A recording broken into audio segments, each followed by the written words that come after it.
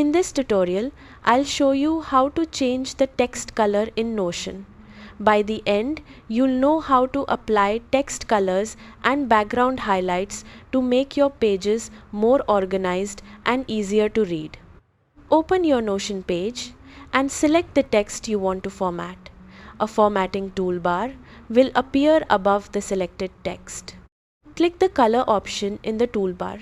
You'll see a list of text colors and background colors. Select a text color to change the color of your selected text, or choose a background color to highlight it. Your changes will be applied immediately. You can repeat these steps for headings, paragraphs, lists, or any other text in your Notion page.